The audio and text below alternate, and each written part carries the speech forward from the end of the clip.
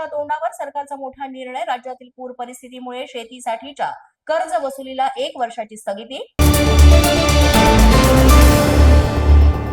Andekar टोळीवर police ठाण्यामध्ये खंडणीचा गुन्हा दाखल. मासळी बाजारातील व्यापाऱ्याकडून 20 कोटींची खंडणी उकळल्याचा आरोप. बंडू आंदेकर यांच्यासह 11 जणांची पोलीस कोठडीत रवानगी.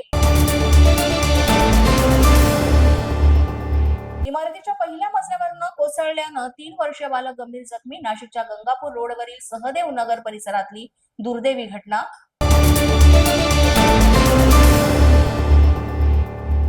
नाशिकच्या ओझर गावात 12 गाड्या ओढताना एका भाविकाचा दुर्दैवी मृत्यू.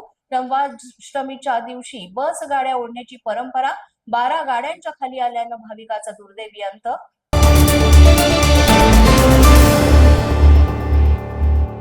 हाँगकाँगमध्ये टोलेगंज इमारतीला भीषण आग. आगीमध्ये 44 रहिवाशांचा होरपळून मृत्यू, अनेक जण जखमी.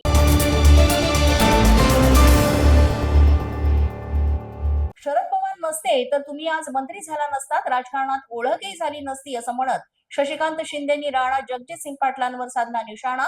बाप एकच ठेवायचा असतो, बदलायचा नसतो. आम्ही फुटलो नाही असा आम्हाला याचा अभिमान आहे, शशिकांत शिंदेंचं वक्तव्य.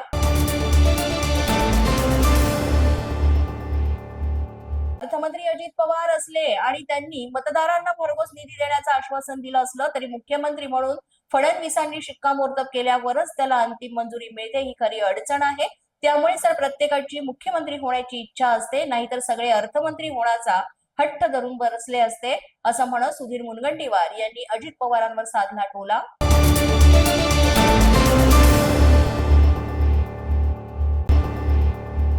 शिवसेना नेत्या सुषमा अंधारे यांनी मनमाडला शिवसेनेच्या उमेदवारांच्या प्रचारासाठी आयोजित करण्यात आलेल्या सभेमध्ये भाजपवर साधला निशाणा. पूर्वी भाजप तत्वनिष्ठ होता, आत्ताचा घोटाळेबाज झालेला आहे. जितका मोठा घोटाळा तितकं मोठं पद दिलं जातं, असं सुषमा अंधारे यांचं वक्तव्य.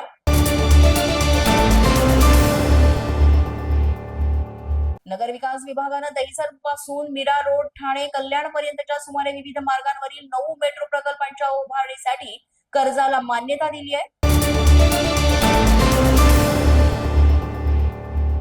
शिवसेना आमदार संतोष बांगर यांनी भाजप आमदार तानाजी मुटकुळे यांच्या आरोपाला प्रत्युत्तर देत तुमच्यावर झालेले आरोप सांगितले तर तुम्हाला फाशी घ्यावी लागेल, असं संतोष बांगर यांनी म्हटलंय. तर माझ्यावरचे गुन्हे टेक्निकल स्वरूपाचे होते आणि न्यायालयाने मला निर्दोष सोडलाय, असा टोलाही बांगर यांनी लगावला. पोलीस माझा न्यूजच्या या बातमीपत्रात आज इतकंच. तुम्हाला आमचं बातमीपत्र कसं वाटतंय याबाबत अवश्य अभिप्राय कळवा.